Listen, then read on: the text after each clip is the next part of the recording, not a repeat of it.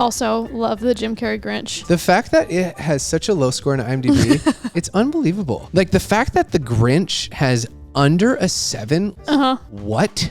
Who's like what? And then anime is pretty close. It's probably etching up to like number 2 spot. No comment. No comment. I'm not going to go into my deep-seated hatred. To my disdain for anime. Anime is like very specific. Huge eyes and big moments and kind of like really cheesy writing. You kind of like get past that. I can't. To watch because I can't. The characters. I can't. And the story. I can't. Welcome to the last episode of 2024 of the Fortitude podcast. Yep. How crazy is that? I know. We set out a goal to do 40 episodes and we did. This is our 40th. We even did it through having a baby and pregnancy and all that. We did. Which is crazy. Yeah. Speaking of though, this will be our last episode where we have video. Yeah. We've been kind of going back and forth and since we live in New York City, we don't have like a room dedicated to just podcasting. Yeah, where we wish can we could leave the camera set up and stuff. Yeah, and where we can just pop in and do it. Yeah. So we have to set it up every time, and it takes a while to set everything up. And now that we're in the season that we're in with our newborn, we just want to have more time with him, and we still want to do the podcast. We really think it's important, and there's so many more guests that we want to have on. Yeah, more guests that we want to have on in 2025, as well as a lot of just like topics that we want to speak on. And so we're going to continue on. It will just be audio only. So Apple Podcasts, Spotify. We'll probably still upload to YouTube. It will just be like the audio version. You just won't be a video. But I wanted to, I appreciate you guys and all your support. And, I know that some of you watch it and, apologies for that, but we're wanting to do what's best for our family and for our son. Yeah. In this season that we're in. And maybe we'll go back to doing video at some point, but it's just, that's what's going to make the most sense for us. Yeah. So, but we appreciate you guys a lot. Very much. So, well, it's almost Christmas. It is. Ho, ho, ho. My ho, ho, ho shirt. That is fun. I should have worn mine. What was I thinking? I should have worn a Christmas sweater. Look at Mr. Krampus over here. Ew. I don't like that. Sarah, we watched Red 1 for the first time, and Sarah, that was Sarah's first introduction to Krampus, I think. I mean, I'd heard the term Krampus. Yeah, because I know there's a movie. You didn't know that's what he looked like? No, I mean, I know there's a movie called Krampus. Like, I know that's a thing, but why would I ever watch that? Why would I ever watch that? I don't. And so then when it was just out of nowhere because it was like Jolly Jolly Santa. Yeah, we're not. Don't give it away, people. For the people that haven't listened. Yes, totally. But then I was just like, Krampus. What? I don't know. It was a little out there for me. Yeah. Sorry if that gave away the movie. It doesn't give away the movie. No. But it's fun. It's a strange movie. It is, but I enjoyed it. You did? Yeah.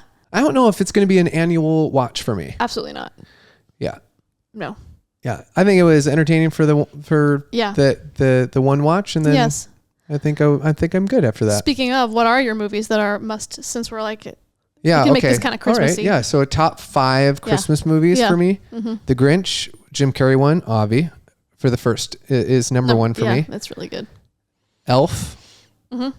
Klaus, honestly, has gotten to my top 5. Good, man. It's so good. Klaus is just, it's so smart. Yes, it's so clever. Funny. It's so beautifully animated. It's heartwarming. I think I tear up every single time I watch it. It's just, I definitely do. It is really, really such a great film. Yeah, it is. Ooh, boy. Man, now we're getting into the hard 2 more. There's like so many. I know. There's so many. There are. The Santa Claus might be in the top 5. Yeah. Tim Allen. It's a classic. Is just, it's a classic. I love that movie too. And then, Spirited. Oh. Sorry, guys. I know people are going to be like, what about all the classics like A Wonderful Life, A Miracle 34? I know. I'm sorry. I'm sorry. Like, Itty what it is. Yeah, Spirited. I'd probably put The Santa Claus even in 5th. Yeah. I don't know. I have an appreciation for like classics and stuff, but I I really realize this about myself. If like I like newer works because of maybe like just the technology, but also like maybe the pace of it. Yeah. And the and sometimes, not always, you know, there's a lot of like classics that are just really well done, but I would say, yeah, Spirited is just so freaking fun. It is really fun. You know, we're musical theater people and we like singing and stuff. And so it's Christmas just, it's fun. spirit. It's just so fun. It is. Yeah. So those are probably my top 5. Yeah. That if I had to pick. Yeah. The Home Alones are classic. But I would say like ones that I look forward to. Yes. That I like really want. Like I'm like, oh, I can't wait to watch this again. Yeah. It's those. Yeah. Especially those top 4. Yeah. Okay, for you. I would say for me it is The Holiday. I love The Holiday. Yeah, that's a good one. That honestly might be Edge out Santa Claus. Yeah, It might. Yeah. Sorry, Tim Allen. It's a good one. It's really good. That's like in the next 5. Yeah. That's like in top 10. For sure. The It's Santa top Claus. 10. Top 10, but I think The Holiday might make the top 5. Mm-hmm. Okay. I love The Holiday because that's one that I'm always like, I cannot wait to watch this again. And it's just so sweet. Every time I watch it, I'm like, man, this movie's good. I just like it. And those 4 are just so excellent. They are. They really are. I can't believe that movie's from 2006. That's crazy.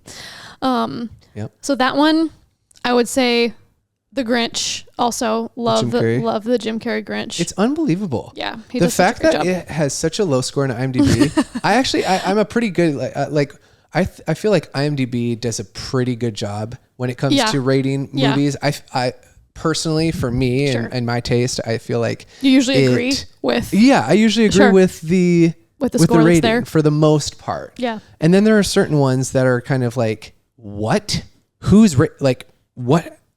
Like the fact that the Grinch, Jim Carrey's The Grinch, has under a 7, like it's 6.5 or something ridiculous, is insanity to me. The writing is hilarious. Yeah. His performance is unbelievable. He should have been nominated for an Oscar. I don't know how he didn't. Yeah. His performance is amazing. I just like strongly disagree with that one. I do. I'm pretty, that one's like, what's happening here? Yeah. Probably just because it's a Christmas movie. Holiday. And but like, Klaus has an 8. Yeah. Or maybe, I was going to say maybe because it's like for kids. I don't know. But it's so good. It's unbelievable. Yeah. It's like such a, there's so many good lines in there, like one-liners. It's so funny. Mm-hmm. So fix it, IMDb. Change the rating. Yeah. But yeah, The Holiday, The Grinch, probably also Elf. It's Love so Elf. good. I know. It's just fun. And then I think Klaus is also in my top 5. It's just and maybe Spirited. When I frame it as like what are the 5 that I look forward to watching the most, I think it's those 5. Yeah. And then I think closely after that we said the same ones. We literally said the same 5. Oh yeah, we did. Yep. Oh, because I was like, no, we didn't. But we changed. said the exact same 5. Well, we've been together for 9 years, so it kind of makes sense. Yeah. Well, that's why like anime is now like in her top 3 things to watch. It'd probably go like rom-coms, comedies, and then anime is pretty close. It's probably etching up to like number 2 spot. No comment. No comment.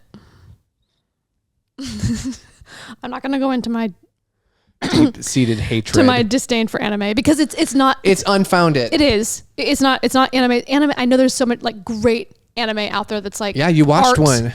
Yes. So when we were early on, I think we talked about this, but when we were early on in our dating, you know, how you basically do anything to impress, to just spend time with the person. Yeah. Well, I was like, I'm going to take advantage of that. So we are going to watch anime because I love anime. I despise anime. And she had like for no reason. She just kind of had this like, I can't put a finger on it. I don't know why, but I just don't like it. Hate it. Yep. And I so I'm like, we're going to watch. It like actually makes me angry Like I don't know where it comes from. You should maybe in your next counsel session, you need to uncover and maybe unpack that. Yeah, I have yet to uncover in a counseling session where the deep-seated hatred for anime comes from. Don't know what triggered that. I think you don't like the style of it because it's a very specific style. Anime is like very specific, where it's like very, like huge eyes and like big moments and kind of like really cheesy writing. And I hate it. But you kind of like get past that. I can't to watch because I can't. The characters. I can't. And the story is so good. You did though. We watched Death Note. Yeah, but that's a tame anime from what I've heard from you. Me. Yeah. Yeah. And the little blips I've seen on other things that you've watched that are just like so over the top. Yeah, it's just the style. It's the style. I just don't like the style. What do some people like it, some people don't. That's I just okay. don't. That's okay. I think it's like you do kind of like have to get past that. But anyway, I did like Death Note though. She liked Death Note. We watched it. The story was very interesting. She did it because she just wanted to spend time with me and impress me. Yeah, and then she was like, actually, that was really good. Yeah. So he hasn't gotten me to watch another one since though. No, I haven't. I haven't really tried that hard either though. No, you haven't. So okay, so your top 5. Yeah, which is exactly the same as my top 5. But I think 5. And I think closely after that comes Miracle on 34th Street. I'm kind of shocked that didn't make it. The one from the 90s. I love that one. I feel like that's like tied with something to be in the top 5. That's definitely 6, if not in the top 5. Yes, for you. It is. Yeah. Because that one has a lot of nostalgia. I watched that one growing up with my parents, and I think nostalgia has a big part to play in a lot of things, especially when it comes to like holidays. Movies. I think holidays. Holidays and movies. Sure. Movies. Like certain movies that you watch, you're just like, I missed the boat on this one. Yeah. You kind of feel like you're like we watched Beetlejuice. Yes, that's it. We watched Beetlejuice, and I'd never seen it. Both of us had never seen it, and we watched it this past, I think, season. It was last Halloween that we watched it. Halloween. Yeah. And we were kind of like, this is weird. Yeah. And we just I think we just missed the boat on it and missed the craze around it and just kind of like understanding the weirdness in the comedy of it. And so then when, so when you watch it with fresh eyes and not knowing really anything, you're just kind of, or at least for us, we were just not crazy about it. Don't need to watch that again. And a lot of people just are obsessed. Well, that's like it. A Christmas Story. Yes, I was going to say the same thing with Christmas Story. I did not watch that movie growing up at all, and the first time I watched it, I was like, "This is lame. Why do people like this?" Yeah, I didn't. Well, I just didn't find it funny.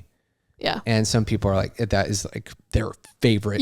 Christmas. Yeah, people love it, but I feel like it's people that have grown up watching it. Mm-hmm. So, I just missed the boat. I think. Yeah, missed the boat on that. Missed the boat on National Lampoon Christmas Vacation, I think. Yeah. I missed the boat on some of those classic movies because I never watched them growing up. Yeah. Until I was an adult. Right. I love the holidays though so much. Holidays are great. Oh, the best. So fun. And sometimes I know that the holidays are hard for some people. Yeah. Which always breaks my heart because I'm like, I love Christmas and I love the holidays. Me too. I love Thanksgiving. Yeah. But I know that there's like a lot of baggage that typically comes with that when it comes to family dynamics. And, there's a degree of that just, in, I think, all families. There's all sorts of degrees, like when you're coming home or when you're getting together and there's, a lot of different personalities in the same place. And maybe a lot of people that do not share the same political beliefs and religious beliefs or values or different things that kind of come together and, and that can be stressful, I'm sure, for a lot of people. But I also think that family in particular is a great, I don't know how many people would agree with this, but I think so, that it's a great, when family believes something different than you, whether it's politically or their faith belief or whatever it may be, if they're people that like to talk about those kinds of things and can do it like civilly, I think it's a great time to learn. I think it's a great, like, being with family that believes something different than you is a great time to learn about why what shaped that belief. Like, I think it can be, you can have really great conversations from that, or at least that's what I've experienced with people in your family. Key word is if you're able to like have a civil and just a good conversation around it where it's not just a bunch of emotions. Well, because spewing. It's not about like trying to convince, you're not about trying to change someone else's belief. Right. You're trying to like, those are the best kind of conversations. Yes. It's not about like, I'm trying to change your belief or you're trying to change mine. I want to understand why you believe what you believe, and hopefully vice versa. Those are the best conversations and debates to watch. Yeah. Is like you're watching two people that strongly believe polar opposites. It's typically political, but also religious wise, or, whether it's an atheist versus Christian or red versus blue, or, but the best ones to watch are not ones that are they are sharing what they believe, why they believe it's right for them, and where that evidence come from and all this stuff. And typically if somebody is not able to do that, you probably don't, it's probably because you don't have as deep of rooted a belief in what you believe in, because you don't really know exactly why you believe it. Yeah. I feel like that whenever somebody gets maybe super like defensive or heated is because maybe they don't have the answer. And so then instead that's what they turn to. Yeah. Not all the time, maybe somebody is attacking their character and so like that's valid. But thing. Yeah, I think it can be an opportunity to have conversation with people that do not share. Yeah. Similar to have the opportunity to just basically learn.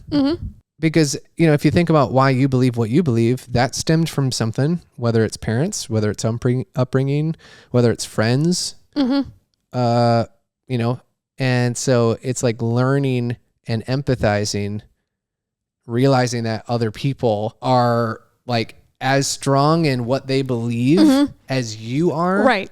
But it's just the opposite because of, he's gotta go. Starting to wake up a little bit. Yeah. Hold please. Yeah. Hold please. We'll be right back. And we're back. Woohoo. A whole feeding later. Yeah. And he is we have now a happy baby. Happy, diaper changed. Yeah. And he is good. He's chilling. But basically, where we left off is just like the more we can seek to understand somebody. Yes. And realize that like the reason why they probably think the way they do or believe the way they do is because their upbringing, all this stuff. Yeah, you can just have a little bit more empathy. It doesn't mean that you have to believe what they believe or change your beliefs. That's the beauty of our world. Yeah. We are able to believe, have different beliefs and think different things and have varying opinions. And that is a great thing. Yes. That's like the beauty of freedom. We should all be able to have that right to believe what we believe. And, that's freedom. Right. Without feeling like everyone else has to believe what we believe or that we need to convince other people that what we believe is the right thing. Right. I think like everybody to think about how like strongly you believe what you believe. Just imagine somebody else. Yeah. There's somebody like that believes the opposite of that, believes as hard as you. Just in something different. And they believe that that's right. Yeah. It's kind of a double standard. You can't be like, hey, it's what I believe. You can't be mad at me, but then you also can't do the same thing to somebody else. Right. Wow. Where did we go on that? Because just being with family for holidays. Holidays, yeah.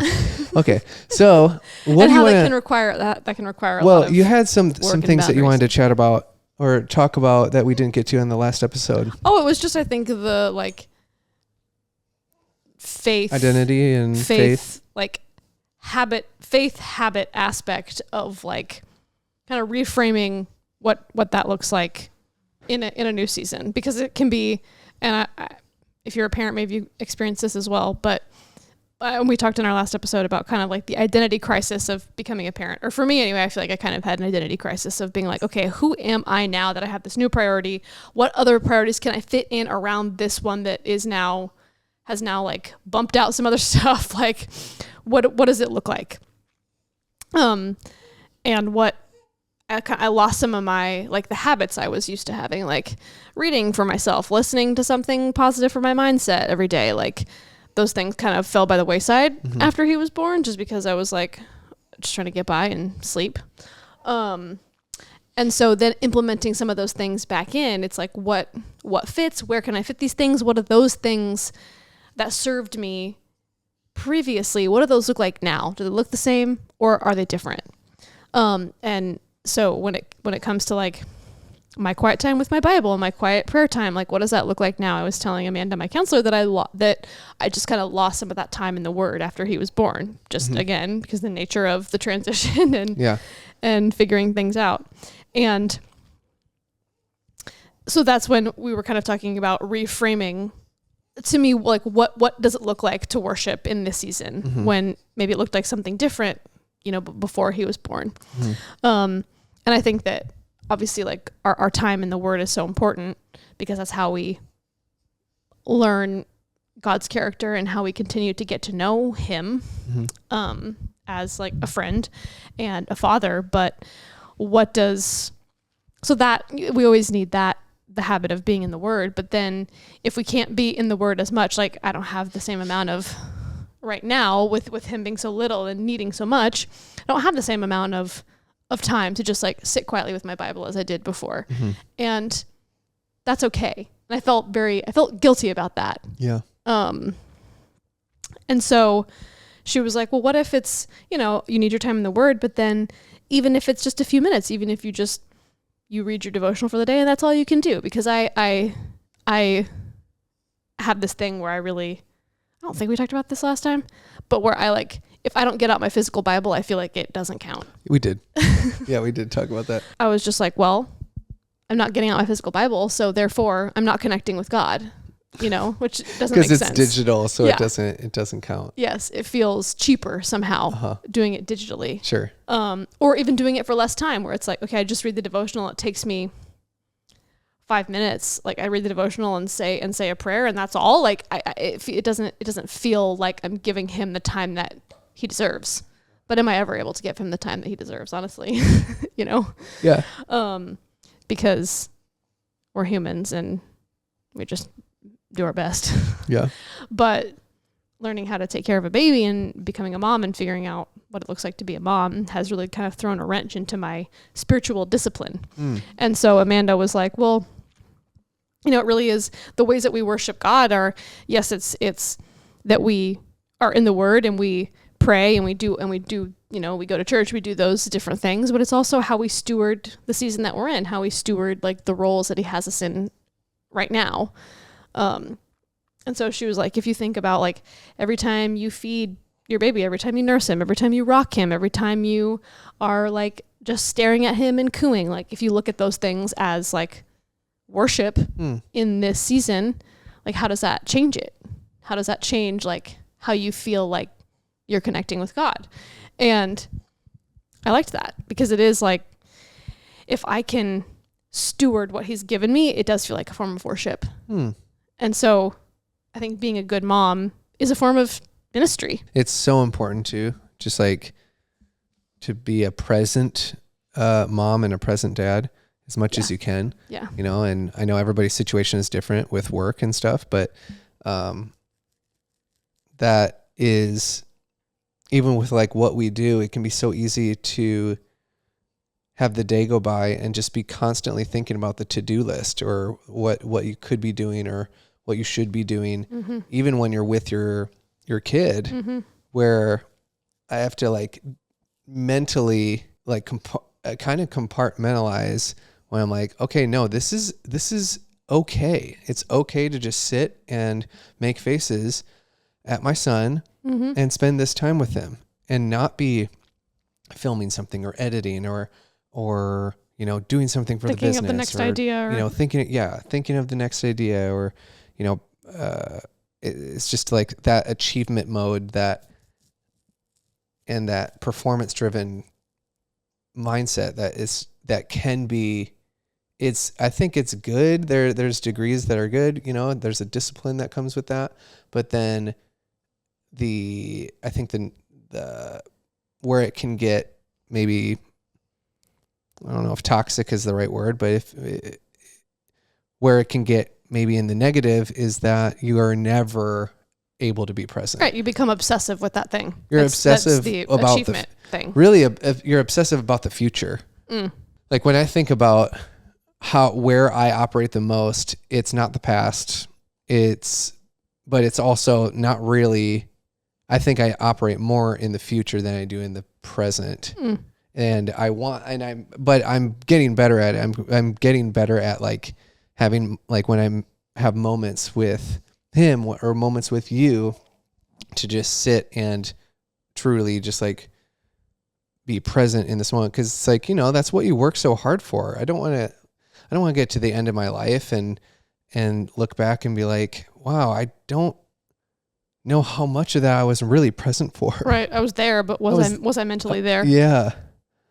And it's just like not what life is. I just think life is about those moments, is about memories, is about relationships and the achievement aspect, and achieving financial success, business success, what have you is great and all, but at the end of your life, I think what you're gonna really like look back on are the relationships you had, the memories you created, and the experiences you had, and let's say you're able to create those experiences, you're fortunate enough, you still want to be able to be present for those. Yep. Not be thinking about the next thing. Yeah, it's like you can have all the money in the world and you can be able to travel and do all that stuff. But then if you're really unable to be present to it, really enjoy that, right, what you worked so hard for, what's the point? Yeah. And when is it going to stop? Yeah. Because there's always going to be a next thing. The target always moves. Yeah, that's like 2025 that's a goal. It's like to, and sometimes that, that means just like scheduling it out in your calendar, like putting in your calendar of like an hour of time where I just sit with my baby and make faces. Or, if you don't have an hour, it's like 30 minutes but it's like putting it in your calendar and being very intentional about it. And then same with our relationship, I think that's something too to note of. We try to have at least one date night a month. Now I think it's even more to be even more intentional about that. Yeah.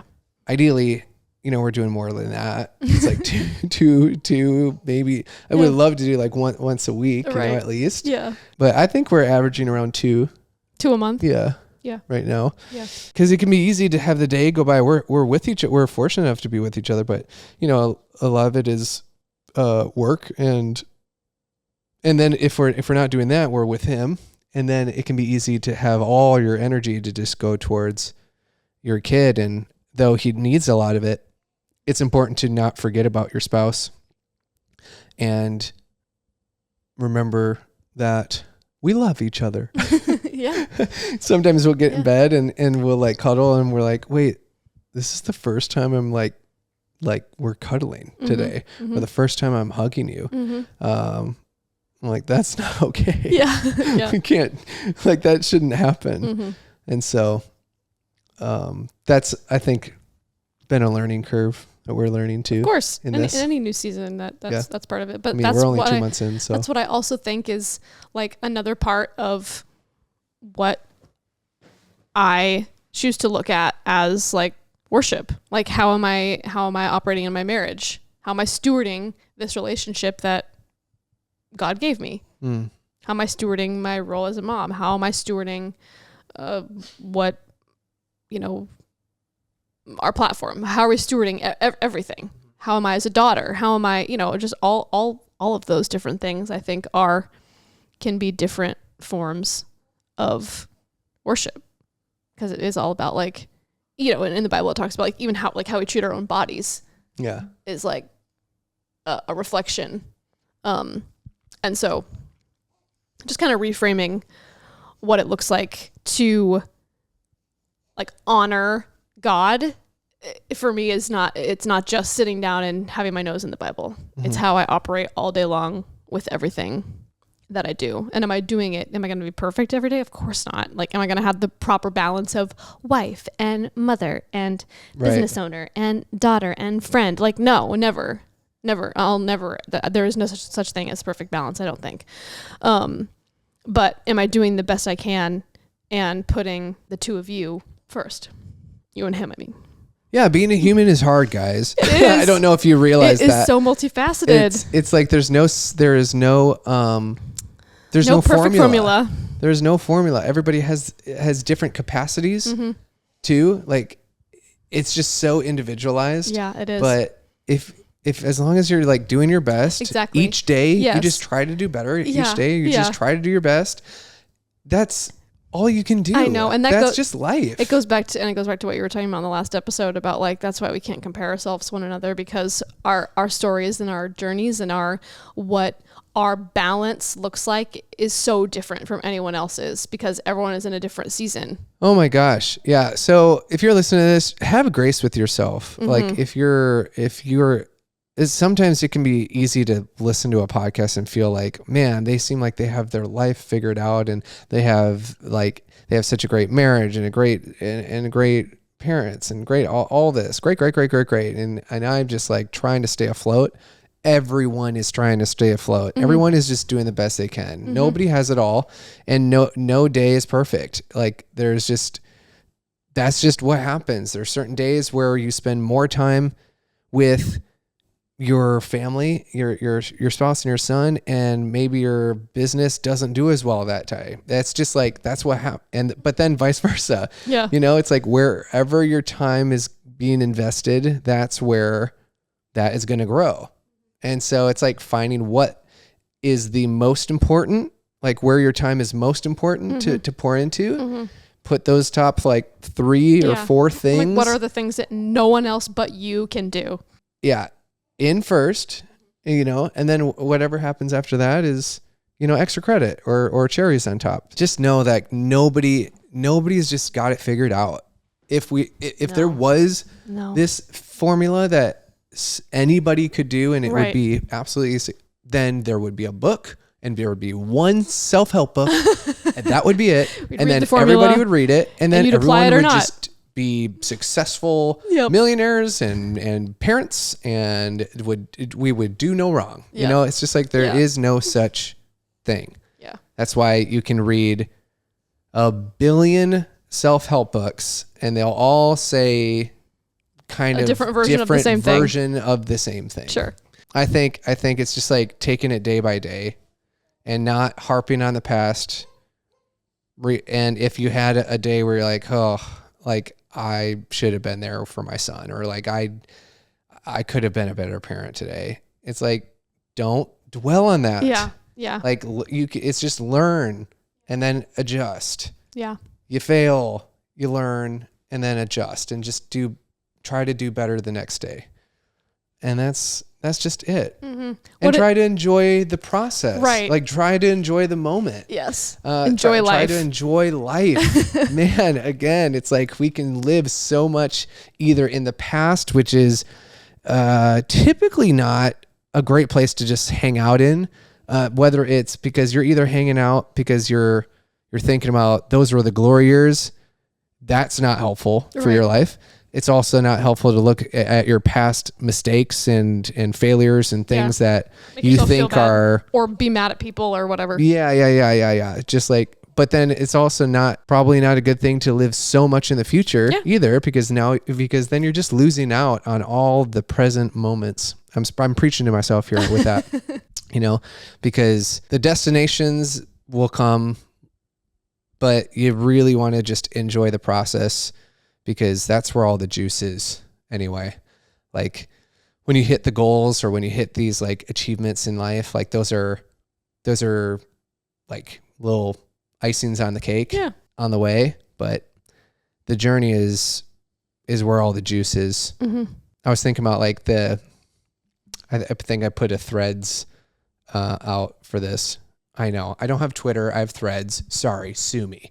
Isn't it called X now? Oh, right. Yeah, but nobody calls it X. Everybody calls it Twitter, because you know, that's what people know. So Sure. I put out threads saying like, I enjoy the lead up to Christmas Day more than Christmas Day itself. Mm-hmm. Like the lead up is the best part because it's all the anticipation. You think about a roller coaster, it's like, oh, it's like, that's the best part. And then like the drop, the initial drop is great. And then as it's going, it's like, oh, this is fun. But it's like anticipation of it is better than the actual Christmas itself. Cause then you get the Sunday scaries. You're like, oh my gosh, the holiday season is going to be over. You know, as you're thinking about that while you're in Christmas or on the day of Christmas. But what's that being said? Oh yeah. So just, that's what Enjoy happens the journey. with, oh, bless you. I don't know if you can hear this. Oh, bless he you. is sneezing. Oh, bless you. Oh, bless you. Hi. Do you have anything to say? You want to say to the people?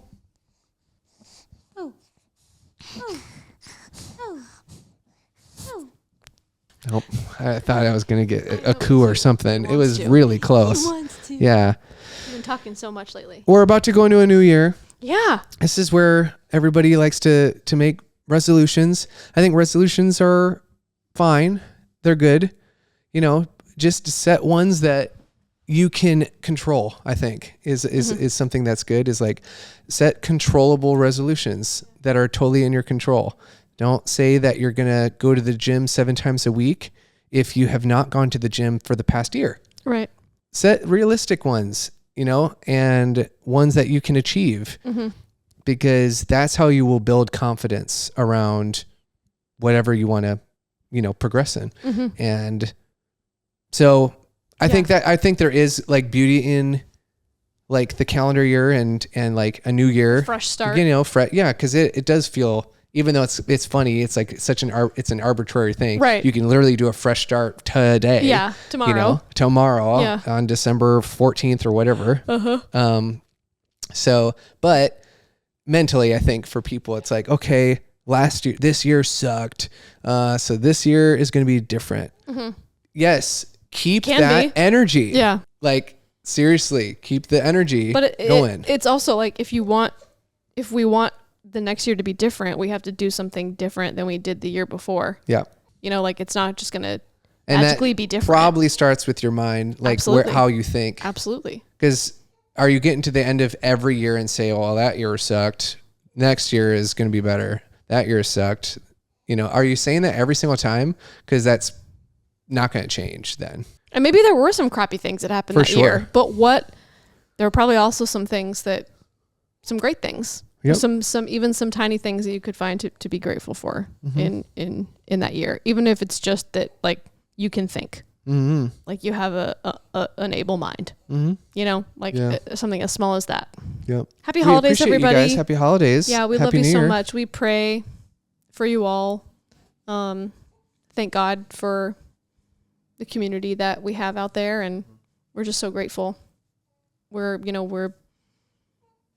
just so blessed by the support that you guys have for us, and words can't do justice to how grateful we are. Yeah. So 100%. Thank you so much. And as we always do, I'm like, I gotta find my note, and I always get nervous. Why? You just have to go with exactly, you don't have to find the note.